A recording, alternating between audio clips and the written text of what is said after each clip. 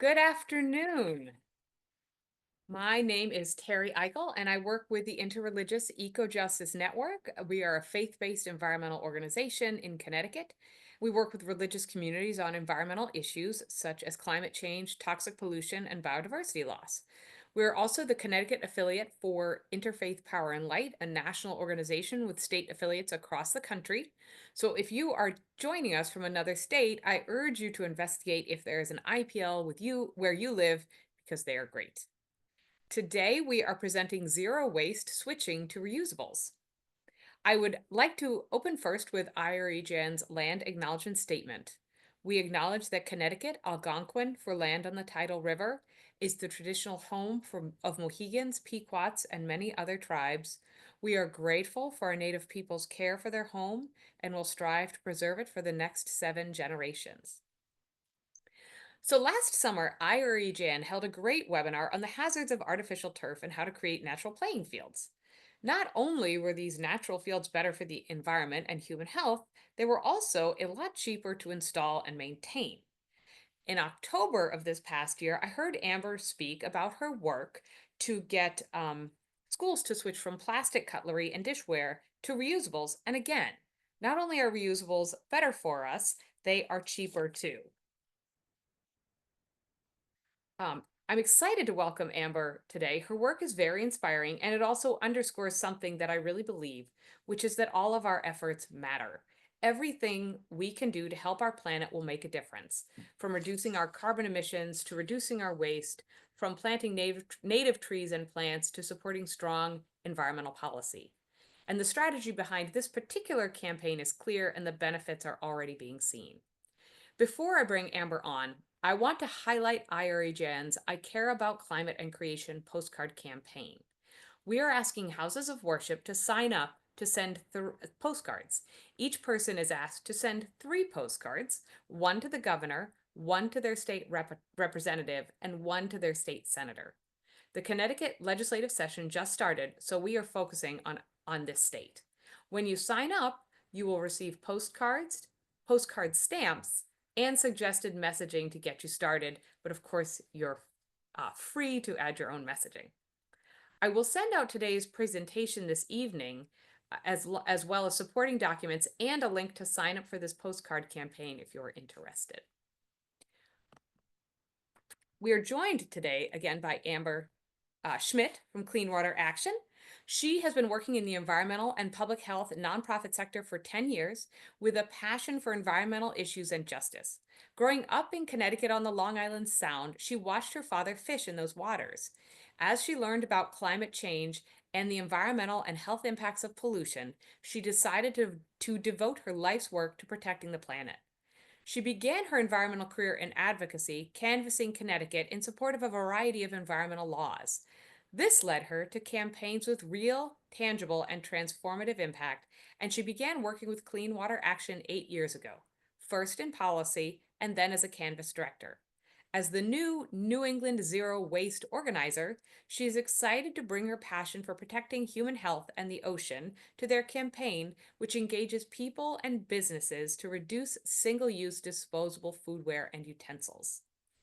So I would like to invite Amber on. I will say Amber is going to give her presentation, and then we will have a Q&A, and you can either put your questions in the chat or the Q&A section, and we will get to them after her presentation. Thank you everyone for being here. I'm very grateful for your interest in this topic, and thank you in advance to Amber for joining us today. Yeah, and thank you so much for having me. So let me go ahead and share my screen. Yep, there we go. There we go. So first, I wanted to go over the case study. So anytime we work with an entity, we like to put together a little final report that can be used as a handout. So this will also go out later tonight with the copy of the presentation. And it's got some really great numbers on here. Just a basic bottom line of over $90,000 in savings, over 3.7 million items reduced, a 3.8-month payback period for that return on investment, and some additional savings here as well. And you can see here what we transitioned each disposable item to its reusable alternative. And some good quotes on here as well. And again, here is these totals broken down by each item. So let's go.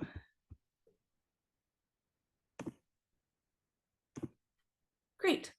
Middletown, a tale of 10 schools. I want to talk a little bit about how Middletown Public Schools have been switching to reuse in their cafeteria. So a little introduction, Rethink Disposable is a program of Clean Water Action and Clean Water Fund. We work with schools, government agencies, restaurants, event spaces, nonprofits, emergency food providers, you name it. Anywhere that's using single-use disposable items, we're there to help. And our goal is to eliminate a large source of ocean pollution and street litter, which is single-use disposable foodware. The objective of this project was to transition the Middletown public school system to reusable cafeteria foodware, reduce costs and waste, and create student behavior change that supports reuse and sustainability long-term. Of course, the importance of this, since 2022, the amount of trash that's been generated in Connecticut has exceeded in-state disposal capacity. About 40% of municipal waste has been shipped out of state, totaling a cost to the state in the tens of millions of taxpayer dollars. Most folks on this call may know that Connecticut is facing a trash crisis. We are shipping this waste out of state to places like Ohio and Pennsylvania. And that will only worsen as more incinerators and landfills close down. So here are the change makers. This is my team here of the folks in Middletown that were so instrumental in being able to get this program off the ground and successful. The first, Randall Mell Jr., he's the Director of Food, Nutrition, and Wellness Services for all 10 of the Middletown Public Schools. He's actually the youngest food service director. He launched Hamden's first summer meals program, and in transitioning to Middletown Public Schools, he's continued to bring that passion to bring, free and nutritious meals and sustainability to the Middletown schools. Kim O'Rourke is Middletown's recycling coordinator. She's got an extensive background in waste reduction. Currently, as the Middletown recycling coordinator, she's promoted reduce and reuse strategies and reduction of waste citywide. And then a little bit about me. You heard my bio, but I grew up in Connecticut. I currently live in Rhode Island, and the region that I cover is Southern New England, so Connecticut, Rhode Island, and Massachusetts. I first became really passionate about this work when I was doing policy advocacy for the first single-use plastic bag ban east of the Mississippi. That was in Westport, Connecticut back in 2008. And I now use those strategies to work with entities directly. I think that's one of the great things about our Rethink Disposable program is we don't have to wait for legislators to pass policy or for a town council to pass an ordinance. We can make these changes directly.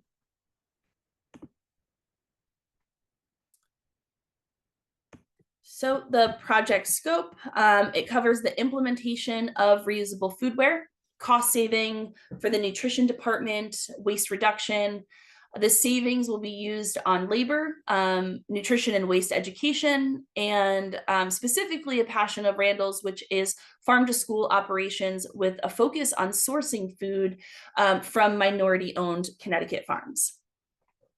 Our deliverables move to 100% reusable cafeteria foodware, create a cost-saving waste reduction model to fund sustainable nutritional programs, develop a scalable study, that case study I showed you, for replication at other schools and school districts, reduced waste hauling costs on both the city and the school.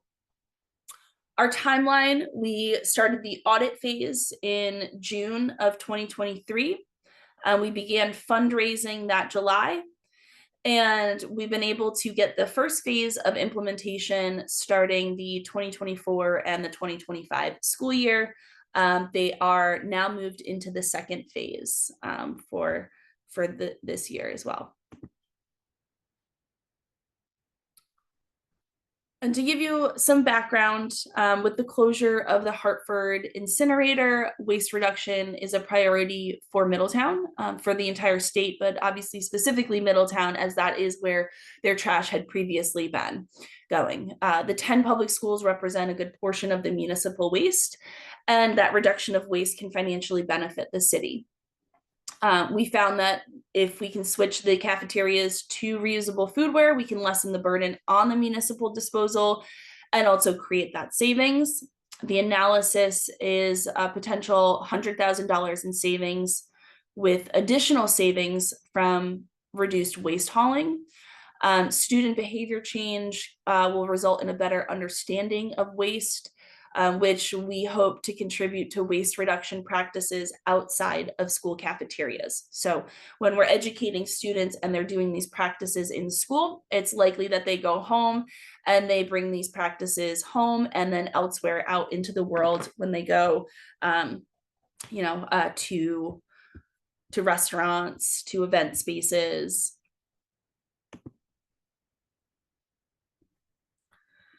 So the way that we were able to make this implementation work is, first and foremost, rethink disposables, cost savings, and waste reduction audit. We go into the schools and we'll do a needs assessment and a site assessment. So we want to make sure that we have the infrastructure to be able to implement reuse. That includes dishwashers, labor, storage, all of the supplemental equipment that you need to successfully run these programs. And we take a look at what the current use of disposable foodware in the cafeteria is, to come up with an idea of how much waste is being generated, and how much money is being spent each school year on these disposable items. And keep in mind, when we look at these numbers for schools, a school year is 9 months. So these are some pretty impressive numbers for just looking at 9 months of an entire year.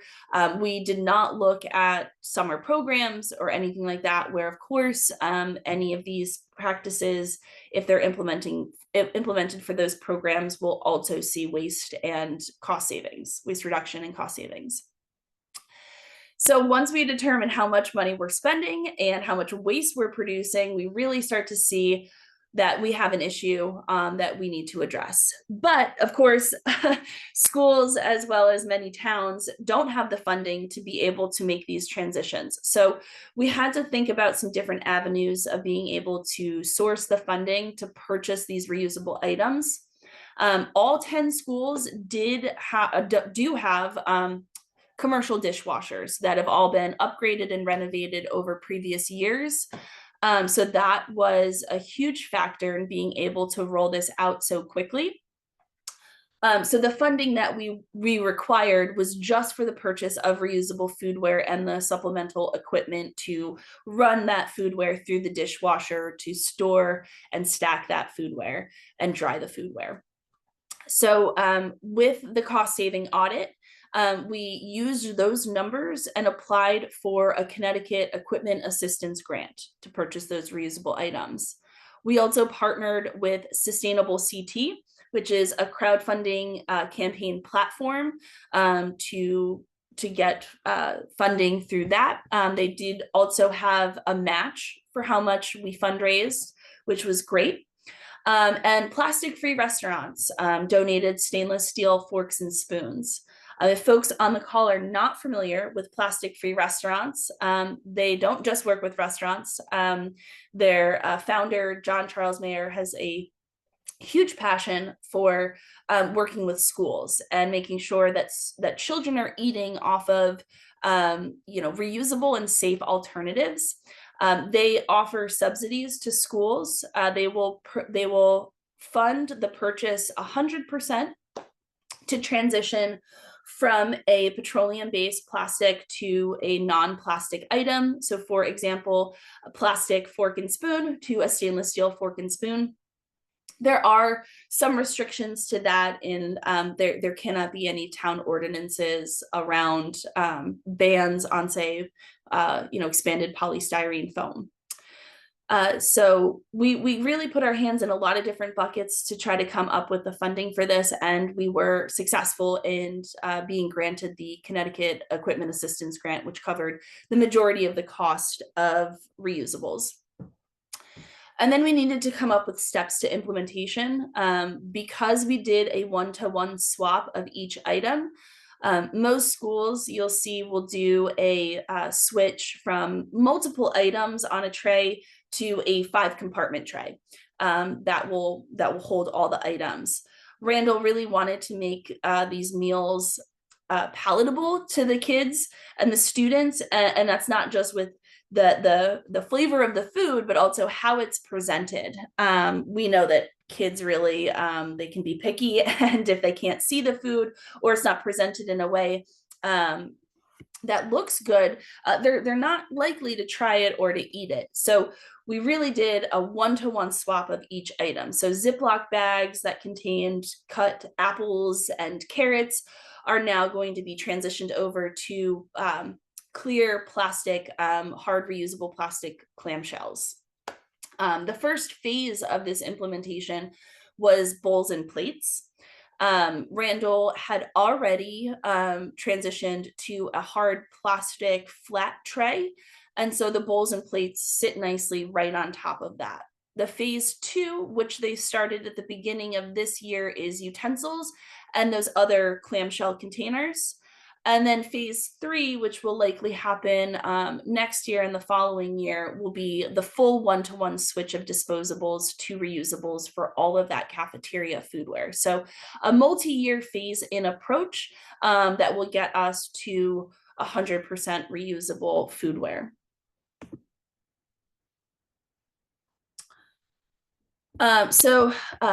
Some of the process, and you can see the hard flat trays and some of those plates in the collection bins, but it's always best to start small. This is for any school that I work with. I feel it's really best to start with a pilot, get some realistic expectations and make it successful. Starting too large and failing will mean that it will be very unlikely for the school administration and the school district to try to implement reusables again. So whether it's a phase-in approach like the 10 Middletown public schools are, or whether it's starting with one smaller, say, elementary school and then expanding that across the district to other schools, start where it's going to be manageable. The numbers are really impressive. Conducting these audits really reveal how much money is being spent and how much waste the schools are generating. That is generally what's going to get the decision makers in the school administration on board. And we also want to make sure that this is a smooth transition that's manageable for both the kitchen and custodian and any other staff that help and volunteer in the cafeteria. These folks are the ones that are having to handle all of the foodware, wash all of this. So making it a phased-in approach, or starting with one school, learning from that, getting that buy-in and support from those staff, and then bringing that across the district, I find is one of the best ways to eventually get that scalability district-wide. There are several challenges when working to get reusables in school. The first is definitely decision maker buy-in. You need the school administration to see this as a value. And we also want to get the town facility departments involved. It depends on your district, but those waste hauling costs, those can be paid for by the school. Those can also be paid for by the town or the city itself. So in those cases, we want to show the town that they will see a benefit from this, that they can actually reduce their waste hauling costs, while the school can see cost savings just from transitioning to the reusable foodware items. Labor is the one that I hear the most from decision makers and those in the food and nutrition departments at schools. There can be additional labor costs to wash reusables. Again, even with the addition of approximated $30,000 of labor to wash the dishes for all 10 Middletown schools, they are going to still see that $91,000 savings. So that's still a very impressive number to be hitting almost $100,000 in savings with additional labor. Those are also some of the things that working with Rethink Disposable that we work with you on to determine how much labor will be needed. And that is, of course, if your facility has dishwashers, there are some alternatives, third-party wash hubs that are opening up, so that can also be helpful. That kind of goes into the infrastructure, right? It will always be more cost effective to do dishwashing in-house than it will be to contract with a third-party washing facility. But of course, infrastructure in New England is deteriorating when it comes to schools. Many schools that I've done site assessments for, they just don't even have the electrical or the plumbing to be able to install a dishwasher. So there's also a really great, piece of advice that I have for anyone on this call, and that is if your city, your town is looking at new construction for schools, please advocate to put in a dishwasher, not just for pots and pans in the kitchen, but for reusables in the cafeteria. Even if the nutrition department in the kitchen is not ready yet to make that transition, we need to think ahead 50 years from now. And we will be moving towards reuse. More and more schools are seeing the benefit of this. It would be heartbreaking on my end to see schools that just are being built without the capacity to ever have reuse in cafeterias. I will say that I do work with schools to install dishwashers where infrastructure allows for that.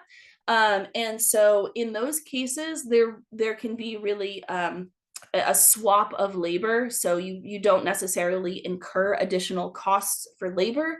And the reason for that is because if they're cooking food or they have pots and pans, the kitchen staff are hand washing those.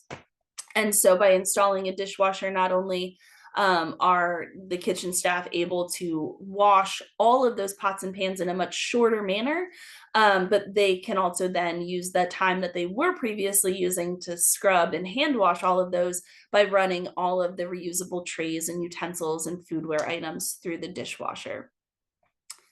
A little bit on progress. I like to set timelines and analyze where we are in the process.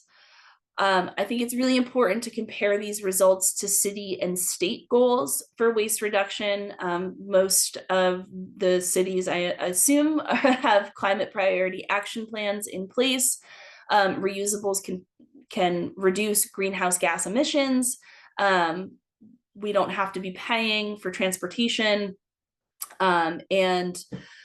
We also want to develop next steps for future sustainability programs, in this case, looking at potentially moving towards composting in the cafeterias as well. So right now, I believe they're all composting back of house in the kitchen, but we want to be bringing that forward to the students as well.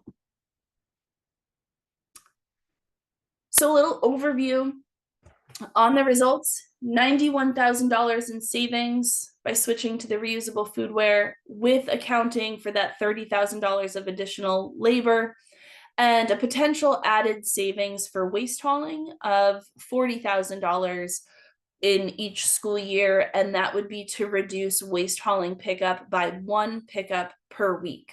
So if the dumpster which we'll need to evaluate, is not full. There's no need to have multiple pickups during the week, so we determine based on invoices that reducing by one pickup. Most schools receive 2 pickups per week currently, except for I believe the high school gets 3. Just reducing it by 1, so each school getting 1 pickup per week, and the high school getting 2 pickups per week, would result in that additional savings. And the outcome, we're reducing over 15.5 tons of waste per year. That's 3.7 million pieces of single-use disposables that we're preventing from entering the waste stream. And of course, a lot of those disposables, when they're forks and utensils that cannot be recycled, those are non-recyclable items, right? So the next steps, we want to determine loss rates. Why we always hear that, forks and spoons will get thrown away. A lot of education has to go into the rollout of these. That's not to say that there won't be loss rates, but we do want to do some evaluation to see how much the loss rate is, and then work on education campaigns to be able to prevent loss in the future. And or the way that materials are collected. There's a lot of different ways that we can identify better practices if there tends to be a high loss rate. We also want to be able to quantify the benefits of student education. That kind of goes into that idea of the loss rates and the education to prevent loss. Over time, we would hope to see that the education campaigns and presentations that we're doing to students would result in 0% loss rate if possible, and then also if we implement composting in the schools, zero contamination of that compost. Again, we want to monitor trash dumpsters, determine if how significantly we're reducing the volume of those dumpsters, and then at the end, redo a contract and reduce the waste hauling pickups. Some key takeaways, again, the school having operating commercial dishwashers and the infrastructure was essential to being able to move this program forward. I do find in schools that I work with that having a sorting station, which includes a liquid pour bucket, a spork or utensil collection bin, a recycle bin, a landfill bin, and a compost, is one of the best ways to prevent loss and get students to see the benefit of sorting their waste into recyclables and compostables and the reusable foodware, which is really important. We need student engagement and cooperation for the proper use of these items to make sure that they don't get thrown in the trash. If we were to repeat this project, we would consider moving the elementary schools to those reusable 5-compartment trays that I mentioned. As you can see in these photos, we've got the bowls, we've got the plates.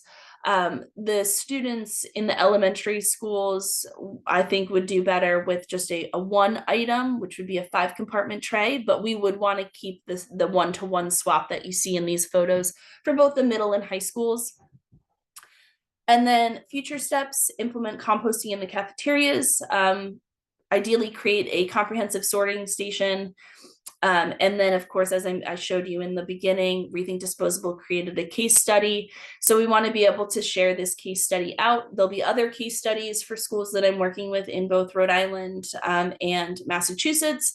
So we really want to start getting some New England case studies for the area.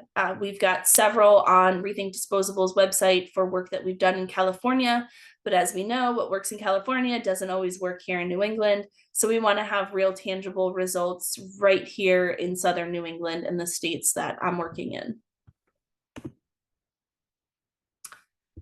And thank you so much again for having me. I know that the big part of these presentations are the questions that I'm sure are percolating in the chat and in your heads. So I will go ahead and stop sharing and hopefully be able to answer a lot of the questions that you have.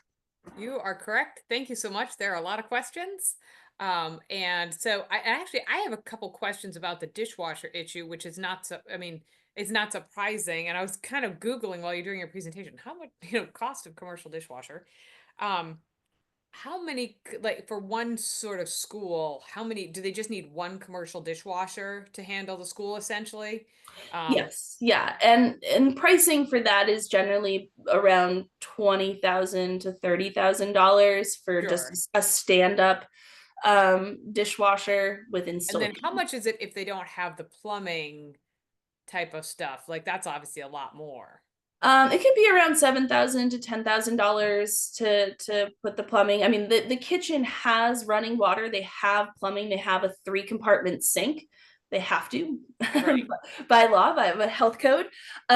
So it's not necessarily like re-plumbing the entire kitchen. It's just Creating it. creating the space and area of where. That's really interesting. So one thing that is interesting, it's and it's sort of tangentially related, but there is right now in 2022 a food justice advocate out of Bridgeport helped pass get $10 million in bonding money put aside for kitchen infrastructure for service nonprofits, mutual aid society, etc. And so it was basically soup kitchens and whatnot that need, better infrastructure to serve the people that they're serving.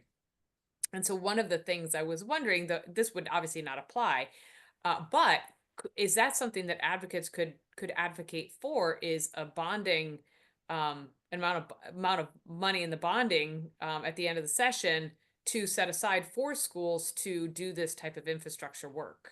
Absolutely, yes. And we've seen in California, Governor Newsom did create a grant application for schools for dishwasher installation. And there's been a lot of discussion around the reuse. My reuse colleagues in this space about potentially seeing if we could get something federally like that as well. Interesting. So let's see here. Lily from, let me, oh, hang on a second. Here we go. Okay, so her question was actually about installing the um the dishwasher. So I think Lily, we answered that question for you. Um, and another woman, wow, my chat is not cooperating with me. Um, another Ellen said, "Can you tell me more about third-party wash-up services? My Westchester, New York Village School has no kitchen at all. Plus, many local businesses serve limited food but don't have kitchens." Yes. So Westchester, that's a great area. And I would love to be able to connect you with Redish. Redish is a third-party wash hub that is operating in New York, and they do service up to, I believe, Westport or Wilton area. So they would be able to likely service the school. I will say that there is a cost to that, so you'd have to determine that with Redish. But they will come, they will pick up all of the dirty foodware items, they bring it to their huge, large industrial wash hub, they wash them, and they swap clean containers every time they do that. They've also just recently opened up a wash hub in the greater Boston area, and are looking to be able to service, a good portion of Massachusetts and potentially also Rhode Island. So, we're really lucky that we have those options available. Again, you will need to see if it's cost effective for your school to move in that direction. And Lily actually had another question. She said, "Are there incentives or supports coming from the state level? Do we know of anything in Connecticut yet?" I haven't. And I'm talking about dishwasher infrastructure type of stuff. No, I haven't. There was a bill a few years ago on school construction. It was a large kind of bill, and in that, it did have a requirement that any school using state funding to build or renovate would be required to have a dishwasher for their kitchen. I think that the language could be improved to say a dishwasher for cafeteria reuse. Again, we don't want to be installing a pots and pans dishwasher that can only be used in the back of the kitchen. So that unfortunately that bill did not pass. I believe it passed the Senate, and it did not make its way through the House in time before the legislative session closed. Do we know if anything's going to be proposed this session? I haven't heard of anything being proposed this session. I have heard in Massachusetts, as I work in 3 states, I like to bring the knowledge that I have from the other states and what they're doing to the other areas. And so Massachusetts may be looking at doing that. Um, yeah. Yeah, they've really been leading the way on a lot of things. Mhm. Laura said, did you calculate the amount and cost of water and power used to operate the dishwashers and the cost of the maintenance of the dishwashers? We can. We didn't in this case because the dishwashers were already being used. Okay. So we would have to know beforehand how much was being used on the pots and pan side and then determine what that additional is. But we can determine that. It's part of the audit that we do. And if we wanted to put that in the case study, I will say that dishwashers run fairly quickly. These are not your at-home dishwashers. Most Right. dishwasher cycles run between 45 to 90-second cycles. And the water usage on a newer energy efficient model is about a half a gallon per cycle. So Mm-hmm. still significantly less than the cost of water for disposable items that Right. manufacture Yeah, disposable that's items. great. That's great. And so Deb wanted to know, do you have or know of any age appropriate curriculum that would help with student buy-in? And she also wanted to know about how about buy-in from the families? Yeah, I think there's a lot of good resources online. Um, that I don't off the top of my head have anything. I will say that I've been working with some interns to create some videos for educational videos for the schools in which we are transitioning because again we need to continue that education long term, right? So having videos that can be played in homeroom, having videos that can be played in science classroom. um, I'd be happy to, put something together if you're looking at something specific and can give you more than just the Middletown schools. If you're looking for just a short, 5-minute presentation to get some buy-in. Awesome. And so Merle, hi Merle, said she came late. She's so sorry. She said, are the dishes made of plastic? And is there concern of leaching of plastics into food that children are eating? Yes. So the plastic in Middletown, they did choose to go with the hard plastic plate and bowl. That was the food nutrition manager's decision. And I will say that the company that we did get those from is called Preserve. They are local to Massachusetts. The plates and bowls and all of their materials that Preserve offers is BPA free, NSF certified, microwave dishwasher safe. I'd also add that Preserve is great. They actually have their own type of extended producer responsibility program where if anytime the plates or the bowls break, become cracked or anything like that, you can actually ship them back and they will melt them down and make them into new containers. But in that line of thought, our goal is to move away from toxics to non-toxic alternatives. When we're looking at polystyrene foam trays, we know that that's carcinogenic. When we're looking at compostable trays, many can be lined with PFAS chemicals. Even with the statewide PFAS ban in food packaging that Clean Water helped to pass, it's not always enforced. And we've actually been finding through our work with Center for Environmental Health that some companies are claiming to be PFAS free, and they've done some testing to find that they're actually not. So we do have some great Center for Environmental Health has a green screen certification where they do testing. We generally like to promote a stainless steel 5-compartment container. There are several companies that have been green screen certified, and with those stainless steel containers, they're tested for heavy metal leaching. We did also test the utensils at the Middletown public schools. They've all been tested for metal leaching as well, so they are safe. That's awesome. So Jane wanted to know, would this work for profit businesses such as a large senior residential? Yes, I'm in several conversations with residential homes, retirement facilities of the such. I've also done work with soup kitchens. We work with restaurants. There are colleges that are moving to reusable takeout containers. So there's a huge benefit to doing it. And there's definitely several across kind of the country that are moving in that direction. And they work with a company called OZI, OZZI. And there is one in Massachusetts that has already transitioned, and they are using preserve, those hard plastic, but they're large clamshells, so a 3-compartment large takeout clamshell. That's great. So, some folks have been asking about the recording and the supportive materials. Yes. So, IREJN has a YouTube channel. All of our webinars are up there, but we also host them on our website. If you go to our home screen and you see at the top resources and click on that drop down menu, you can choose webinars, and you can literally look at pretty much every single webinar we have done since 2020. And so this will be up there along with her supportive materials, and I will email it out. I'll email out the webinar and whatnot this evening, as long as YouTube cooperates with me and I get everything up. But it should be pretty simple. And I will also send out the artificial turf webinar, because that people have asked for that.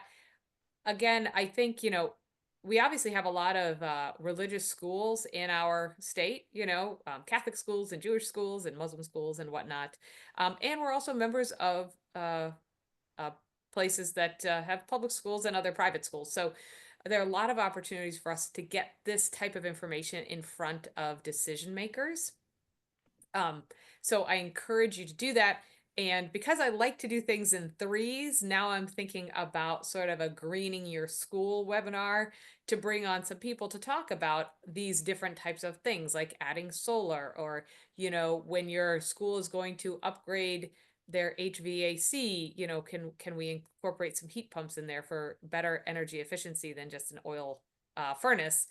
And talking about exactly what Amber was saying is, if you're building a new school, how can we incorporate these things from the get-go rather than going with sort of the same old policies that we've had.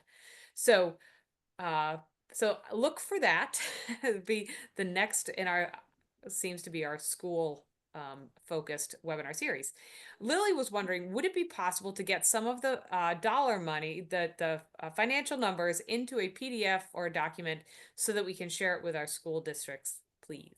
Yeah, absolutely. So I have the case study that I can that will get sent out along with this, and I also have a PDF of just a basic kind of idea of cost savings in the first year of implementing reusables, switching to a stainless steel 5-compartment tray and utensils, whether that be a fork and a spoon or a spork. You see a $16 savings per student per year. And then after that return on investment, year 2, you'll actually see a $23 savings per student per year. So that's a really great, again, it's not going to include the labor, the water usage, all of the other work that Rethink Disposable and Clean Water, help with. But it's a great number to just say what's the average number of meals being served each day, and multiply that by 23, and that's a savings. So for example, a school that I'm working with here in Rhode Island, they serve about 800 meals a day in their middle school. That's going to be an $18,400 savings. That's right? real money.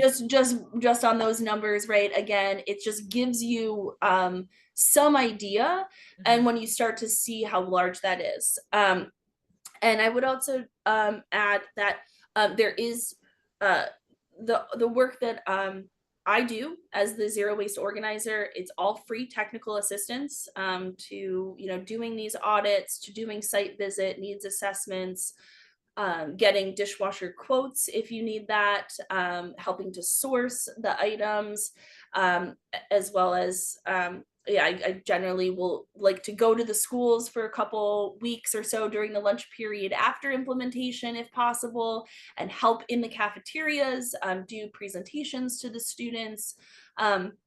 So yeah, so I did drop my email in the chat, but please, there, even if you're just interested in getting some preliminary numbers to see what can happen in your district, I'd be happy to help with that. I would also say that there's a lot of resources again that I bring from other states. In Massachusetts, there is a group called it's called it's Massachusetts Department of Environmental Protection's Green Sword Group. It's School Waste Reduction and Diversion group. And so there's 4 subgroups in that. There is a policy group and how to get policy written at your school. So that could be requiring the food vendor, if you're working with a third-party food vendor like Sodexo or Aramark or Chartwells, requiring them to have a sustainability manager to focus on sustainability in the cafeteria. They also have an events subgroup, and that it works on all events at the school and getting them to zero waste and sustainability. They have an organics subcommittee working on composting, food diversion, share tables, donations of food to local food pantries, and then of course the reuse subgroup, that I facilitate, focusing on bringing reusables. So I'm not familiar with anything like that in Connecticut. So just throwing that out there, that if there is a space where school administrators or people in communities are really excited about working with schools because they have such big numbers and because kids are eating off of this every single day, right? Especially if it's styrofoam. We really want to get them away from that. It's pretty toxic. Yeah, I'd be happy to help facilitate any other types of coalitions that could spur from these conversations. That's great. And I would imagine there is probably, I sit on my town's planning and zoning. Um, and I know every year there is this annual planning and zoning conference. So I would imagine Board of Educations have similar things where like potentially you get in front of a lot of folks and talk to them about this and present to the Board of Education. And Julie said there's a Connecticut Zero Waste School Coalition run by Tammy Thornton in Wilton. Yes, I've met Tammy.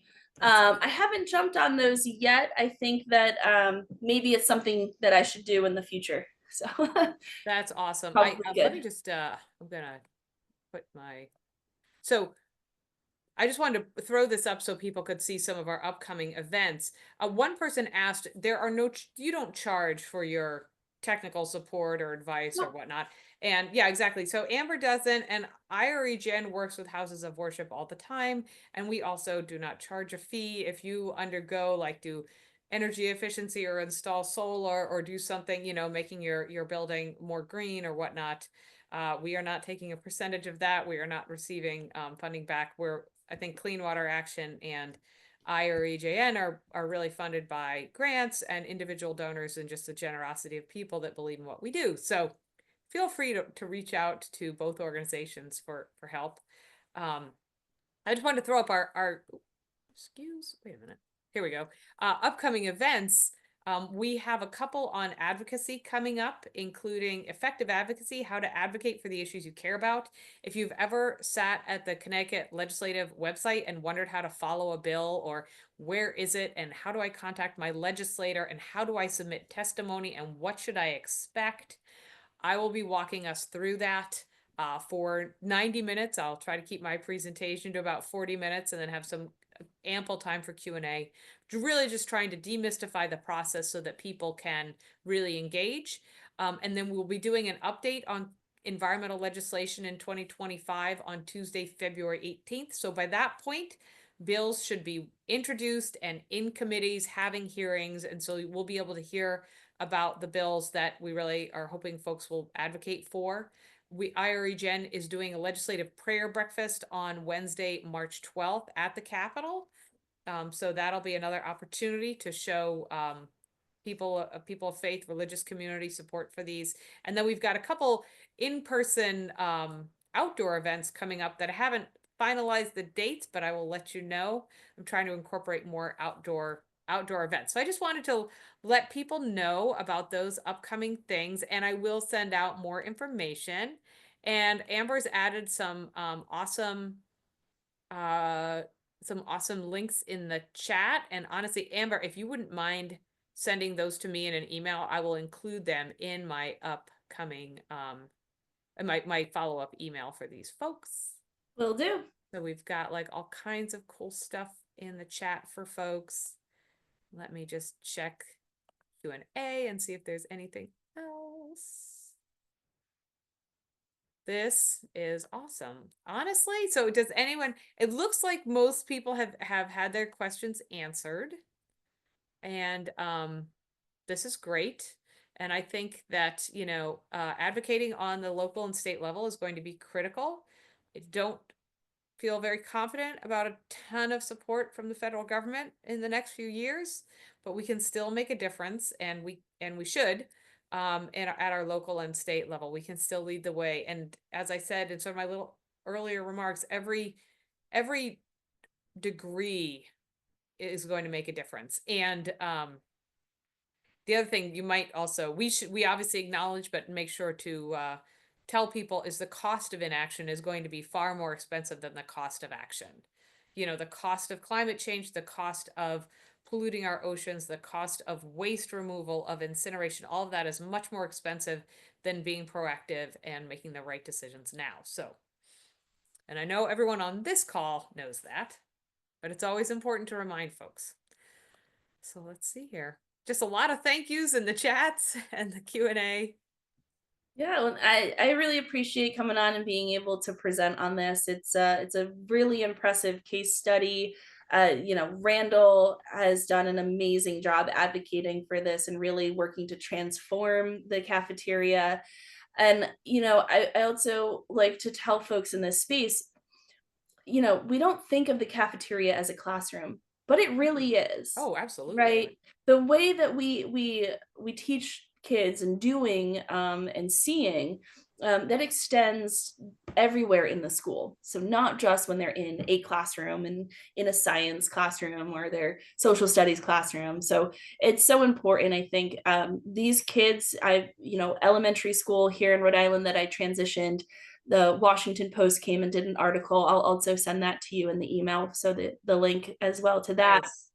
um, they interviewed the students, and these young kids know, you know, how bad these things are. They want to make a difference. In fact, they're so excited to be doing the work. They volunteer to be rangers and help with the sorting station, and they'll run up and down the line of students and ask them for their sporks so they can put them in the collection bin. And it's just really heartwarming Awesome. to know that we as the adults in the room are really making an active step to make the world a little bit better, that they're going to inherit. That's awesome. That's amazing. Well, again, thank you everyone for joining us this afternoon. I really appreciate it. We're just so grateful for everyone and all the work that they do. And again, Amber, thank you so much. This was a great presentation. I knew it would be. And I'm really excited to be able to share it with the communities that I work with as well. So thank you again, everybody. And I'm going to stop my recording right now. Thank you.